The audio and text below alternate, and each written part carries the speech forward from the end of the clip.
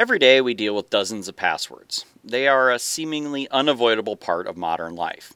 Using good passwords is really key to keeping your online life safe. Picking good passwords can be difficult. It's actually really difficult. Most systems today require letters and sometimes upper and lowercase letters, numbers, and special characters. And there may be length requirements. And most importantly, your passwords should not be easy to guess.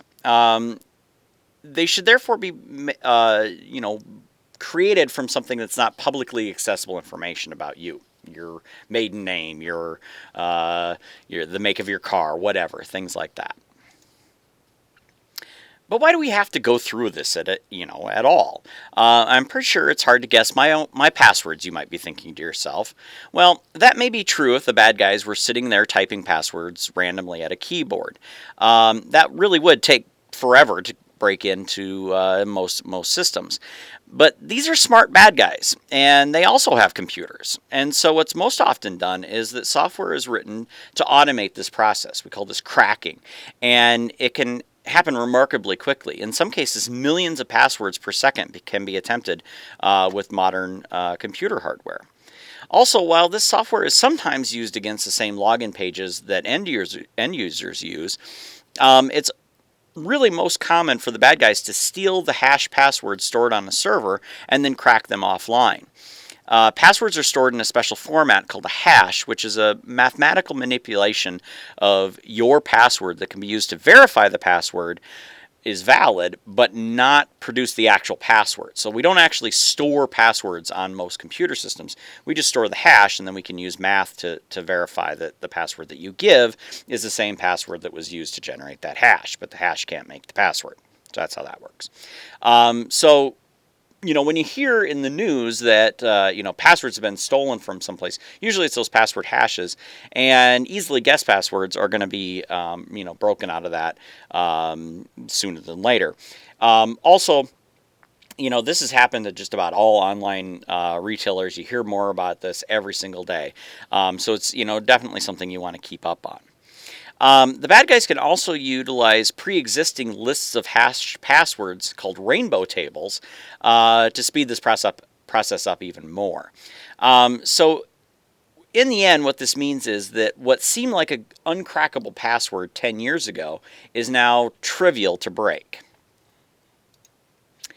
So we want to make good passwords. So there are countless articles out there on the web that tell you how to produce good passwords. And I looked at a bunch of them trying to get this lesson together. And none of them were really thorough. And so I'm kind of going to bring out some of the better solutions that I've seen. First, randomly replacing letters with numbers and special characters. This can make passwords that meet password requirements, but are also, still more or less readable and rememberable. You can also pick letters from a phrase. For example, on the slide, you can see that we picked the second letter from each word in the phrase to be or not to be.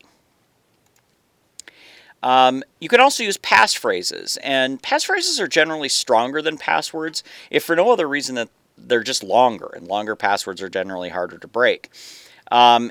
You can also break the normal English or other language grammar to produce a more random and therefore stronger password. So, for instance, instead of she sells seashells, you can say she sells.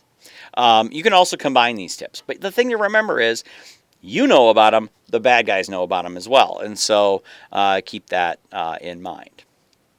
The very excellent and very geeky online comic XKCD had this to say about passwords. This comic is actually also linked on eLearning, so if you want to read that or the multitude of other XKCD comics, we do have a link in eLearning for that. You should also never, ever use the same password for more than one system. Ever. You may come up with a really, really, really good password that's long and has lots of special characters, and yet somehow it's still easy for you to remember. The tendency would be to use this password everywhere. I mean, after all, it's great, right? But you shouldn't do this because the bad guys could break into one system, and then they will immediately start using that same username or email and and password on other systems. Therefore, if something, seemingly innocuous like your Instagram account gets compromised, this could lead to your banking credentials being stolen, and that's kind of scary. If you do get notified that that a system that you use has been compromised, you should immediately go and change that password. And here's a pro tip. It's best to go directly to the site rather than following any links in the email that was sent to you, just in case that email wasn't legitimate and they're actually trying to steal your password instead of telling you that there was a problem. And again, I've seen this happen many, many times. Coming up with good passwords that are secure and can be easily remembered is really difficult and becoming nearly impossible. The best way around this is to use a password safe. This is software that will not only store all of your usernames and passwords in a secure encrypted format, but it will also help create ridiculously random passwords to use on all those sites. Most have some sort of autofill capability to populate the login pages on those sites. And I do this quite a bit, actually. And what I'll do is I'll have my password safe generate a password that meets the maximum requirements for a site, with the idea that, I don't have to remember it. So it can be completely random and, 32 characters long or something like that. And that ends up being, pretty safe. There are lots of good options out there.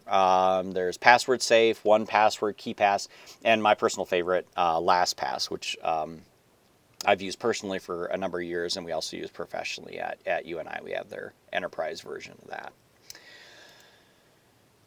In addition to good passwords, many systems are now moving towards what's known as two-factor authentication. And this involves authenticating with something like a password, and also with something you have, like an auto-generated PIN number.